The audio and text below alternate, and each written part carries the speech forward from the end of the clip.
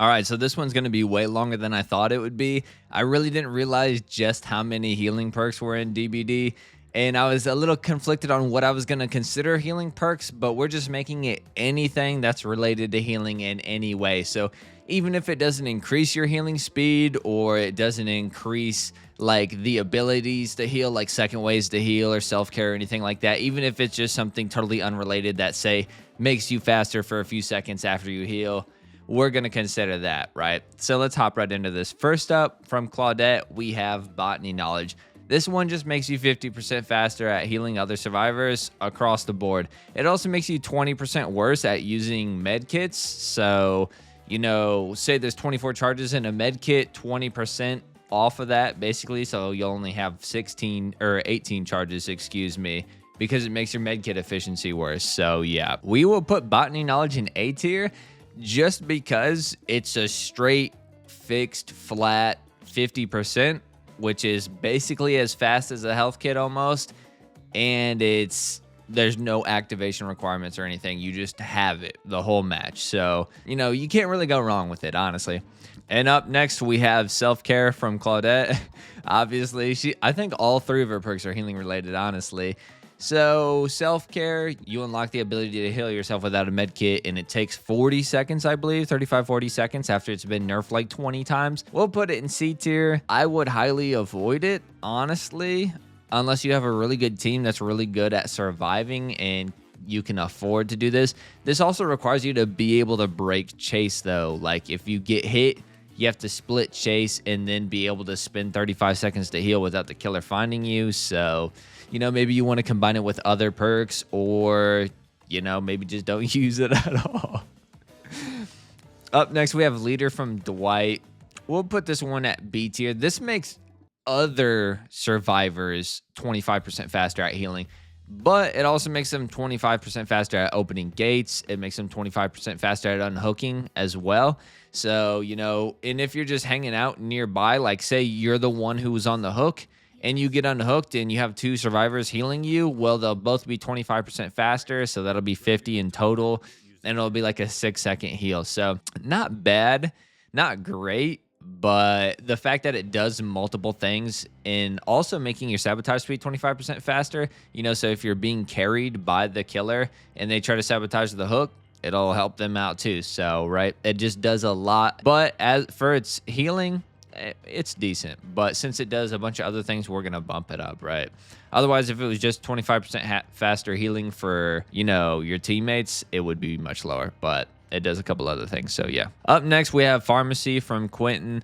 We're going to put this one in D tier. I mean, it literally just guarantees you a green med kit anytime you open up a chest and then you got to rummage through it after that, right? It really doesn't do much. Like, if you really want a health kit, I just wouldn't dedicate a perk slot to it. If you want a health kit, bring a health kit. You know what I mean? You're going to get a lot better than green. But, I mean, I guess it is nice because you could run out of a health kit. You could get, you know, hit with Franklin's Demise and lose it, and then you could just open a chest and guarantee another one. But there's a lot other better healing perks, honestly, and I would just not use this perk, honestly, in my opinion. Then we got Reactive Healing from Ada Wong. I think this one's pretty heavily slept on.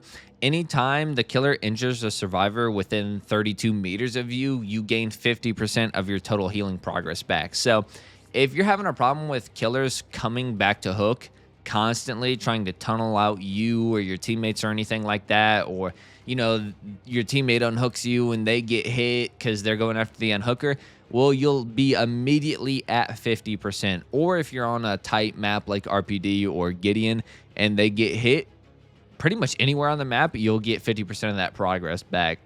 But, you know, there's other times where the killer doesn't do that, and, you know, you're just in a situation where you're being healed under hook and it really doesn't do too much for you. But I still think it's decent enough, and I've played a couple matches with it to get a decent amount of value to where it's actually, you know, useful. Up next is Better Than New from Rebecca. This one's kind of you know, it really doesn't do too much. It doesn't increase your healing speed or anything like that, but anytime you heal somebody, they're 16% faster at everything. 16% faster at cleansing and not repairing. It's cleansing. I believe healing others and sabotaging. Yeah, I mean, it's not great. It's not great. It lasts as long as they're healthy. You know, as soon as they get injured, they lose the buffs, but it's pretty bad in my opinion. I would honestly put it below pharmacy, just because I think having a guaranteed green medkit is definitely better than being 16% faster at a bunch of worthless things for the most part, you know what I mean? Up next, we have Empathetic Connection from Yoichi. This one makes you a flat 30% faster at healing, and it also allows you to see the auras of injured teammates. Or no, they see your aura, my bad. Right? So, you know, it's decent. You could combine it with Botany Knowledge for a flat 70% all game without having to require any stipulations or anything like that, which is almost will make it, which will make it's an 8-second heal off the unhook. So, other than that, though, I mean, it's not really great. I would probably put it in... Yeah, I think I'd put it in C tier below self-care, because honestly, it's like, you're 30% faster at healing. Oh boy, like they can see your aura. How many of those survivors are going to be like, oh, he's got empathetic connection, let me go over there and get healed faster? Probably not a lot, honestly. Botany Knowledge is just a better pick in every single way. You know, we'll actually drop it down to D tier. Yeah, we'll drop it down to D tier, honestly. It's just not that great. Botany's better in every way. Up next is Moment of Glory from Trevor Belmont. After you search 2 chests, the next time you get injured, you'll immediately be broken for 60 seconds. Then at the end of the 60 seconds, you'll be healed. I had this in the other video. I believe it was in the second chance video, but we're going to put it in this one too, because it is a part of this category too.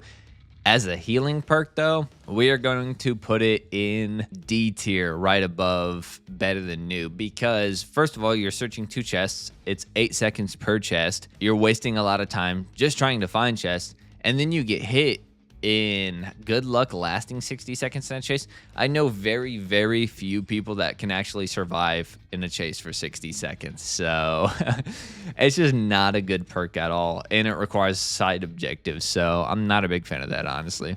Up next, we have Plot Twist from Nicolas Cage. This allows you to, once you're injured, you can put yourself into the dying state after you recover from the dying state, in which you don't make any noise at all. You don't make any grunts of pain or anything. You're just on the ground completely silent. So it could allow you to hide mid-chase if you're using something that also suppresses your pools of blood and scratch marks. But once you fully recover from the dying state, which it allows you to pick yourself up too, much like Unbreakable, you'll be fully healed and you'll get a 50% haste for 4 seconds.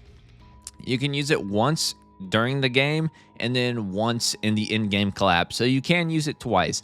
It's definitely a pretty heavily slept on perk in my opinion. I'll put it in S tier because it's a perk that allows you to heal yourself entirely. The only downside is if the killer's Omega Turbo tunneling or you can't get teammates to pull aggro at all, you might not get to use the perk at all. You know what I mean? But you could also force its value if the killer isn't tunneling.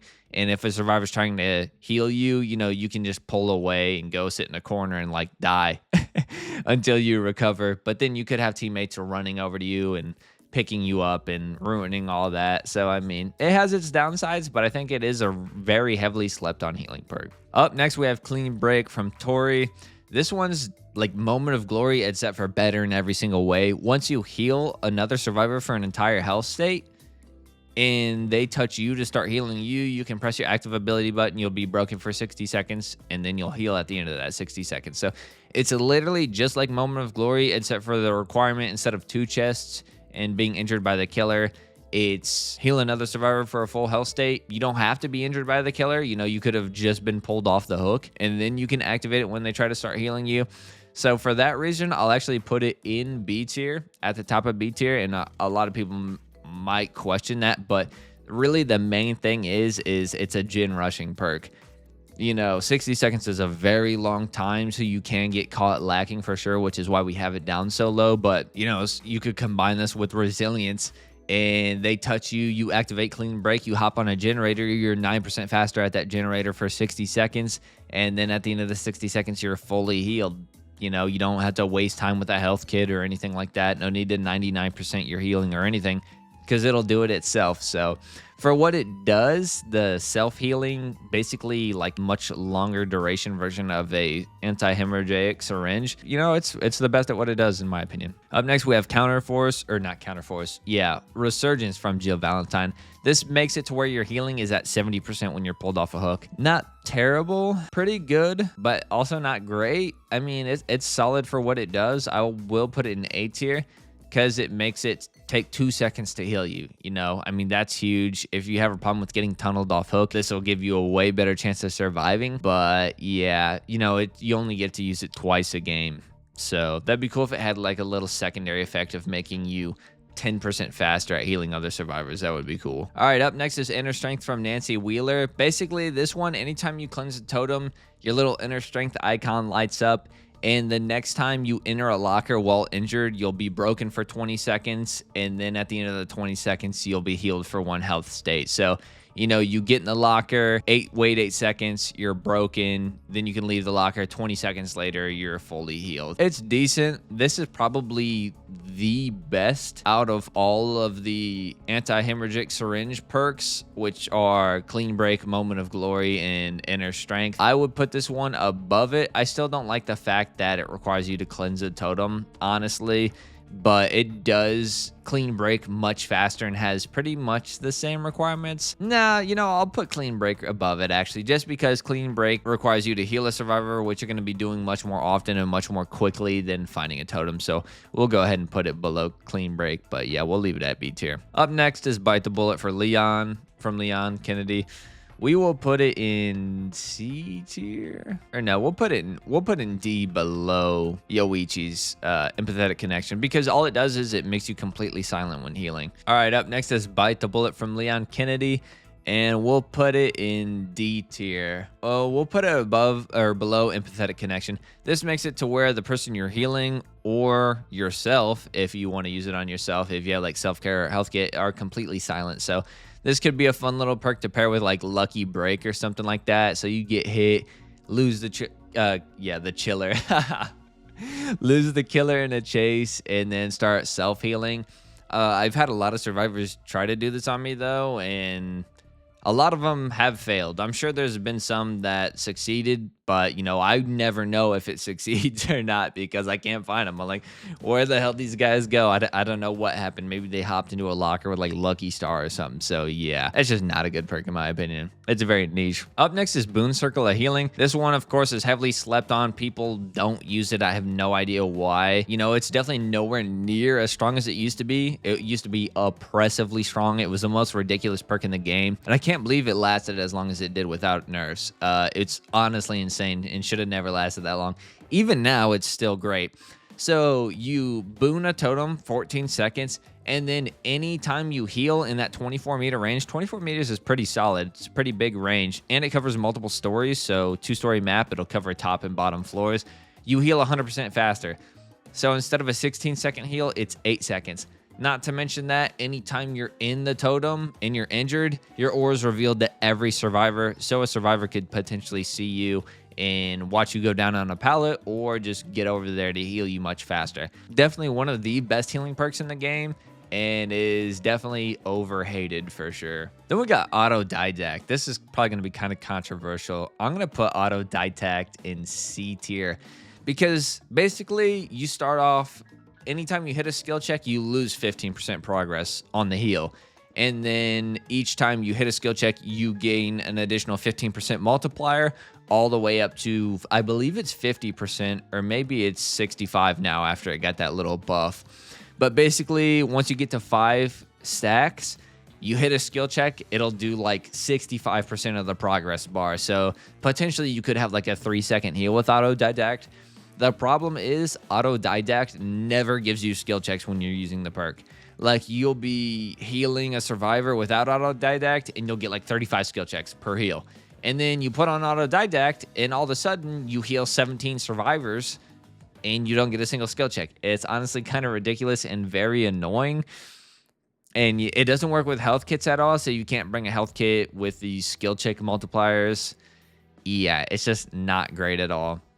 You could bring Autodidact with Hyperfocus, since Hyperfocus increases the amount of skill checks when healing or repairing, and it'll definitely make it better, and a little bit more consistent. But at that point, you're dedicating 2 perks for 1 function. You know what I mean? So honestly, it's kind of got that deliverance curse type deal where anytime you run deliverance, you're the first one in chase. So anytime you need skill checks to appear when healing a survivor, they don't appear. So yeah. Oh, second wind. That's from Steve. What one is that one? That's once you get unhooked, you're broken for 20 seconds and then you heal. I have to double check this. I don't play survivor all that much, honestly. I've used the perks though, but I've used them so little I don't remember. Oh no, not inner strength. Second wind. What the hell am I doing? Okay, get out of my face with these big ass ads. Okay, when you heal a survivor for the equivalent of 1 health state, second wind activates. The next time you're unhooked or you unhook yourself, you suffer from broken. You automatically heal after 20 seconds. Okay. All right, so yeah, that's basically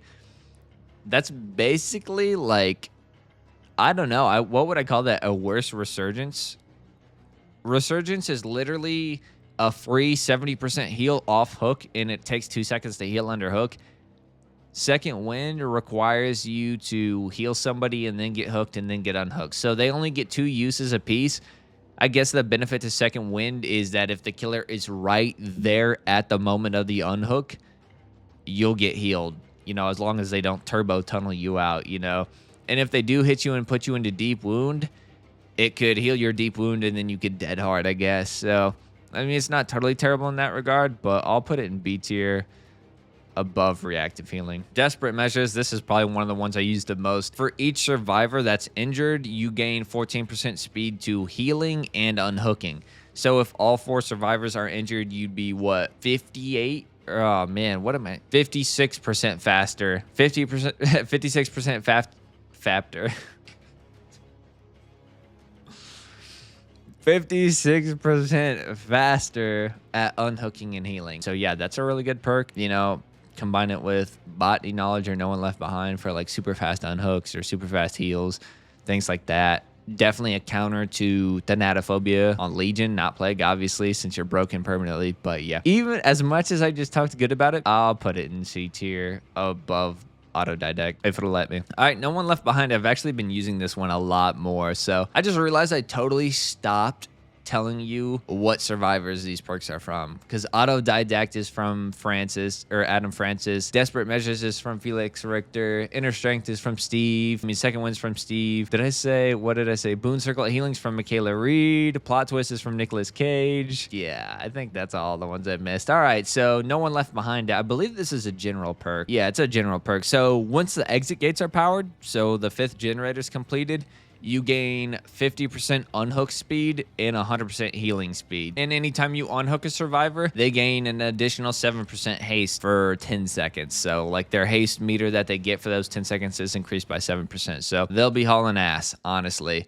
And it does only activate in the end game, which is pretty unfortunate. But being able to unhook super fast is pretty dope. Healing super fast is pretty dope. You could combine it with Will Make It in the end game to get some crazy ass healing speeds. But it is end game only, and I think that really holds it back. So I'm actually going to put it above Autodidact in C tier. Up next is Strength and Shadows from Sable Ward. This one is basically self-care whenever you're in basement. So if you're injured and you go to basement, you can self-care, and instead of 35% like self-care, it's 70%. So instead of taking 40 seconds to heal, it'll take like 24, which it's better. It's not bad. It's one of the better self-healing perks. Although the time investment to running to basement, you know, self-care could be faster in certain situations. So, you know, you could do self-care and Botany knowledge together. And actually, I think Botany knowledge only applies to altruistic heals. Maybe not. Maybe I'm wrong. But Botany knowledge and self-care, and that would be pretty much the same thing as Strength and Shadows. And it would be faster because you don't have to run to basement. But also, once you heal in basement, you see the killer's aura for 10 seconds. So, I mean, that's solid, I guess. We will put it in C tier above Desperate Measures since it's a perk that allows you to be more self-reliant. Up next, we got Will Make It. This is a personal favorite of mine. I'll go ahead and put this at the top of S tier. So anytime you unhook a survivor for the next 90 seconds, you're 100% faster at healing. This is literally Boon Circle of Healing, except for better in my opinion. because it's tied to you and it's map wide, basically. You know what I mean? You can go anywhere on the map and you'll be 100% faster at healing for that full 90 seconds. Now, the problem is if you don't go for unhooks or the unhook gets stolen, you don't get any value out of it, but you just make sure that you get to that unhook pretty much as quickly as you can, and you'll be guaranteed to be able to reset your teammates way faster than anybody else, way faster than a health kit could ever do. I honestly don't know why this isn't an absolute meta staple perk. I don't know why survivors bring med kits when they could be bringing this perk and never have to worry about bringing a med kit. It heals much faster than a med kit. And honestly, if this perk was S tier meta and everybody was like using it and everybody thought it was S tier, it would probably make this game a nightmare. Could you imagine 4 will make it in a single match? Like, good luck getting any pressure. Good luck tunneling anybody. Good luck doing anything, honestly. It would be an absolute nightmare because of how absolutely oppressive this perk would be. But you almost never see this perk for whatever reason. It is a god tier perk. I will die on that hill. I pretty much run it every single match almost. And anytime I don't run it and I get the unhook, it feels so bad. A 16-second heal feels so bad. And this halves it. It feels so much better. Not to mention, it counters pretty much every single anti-heal perk.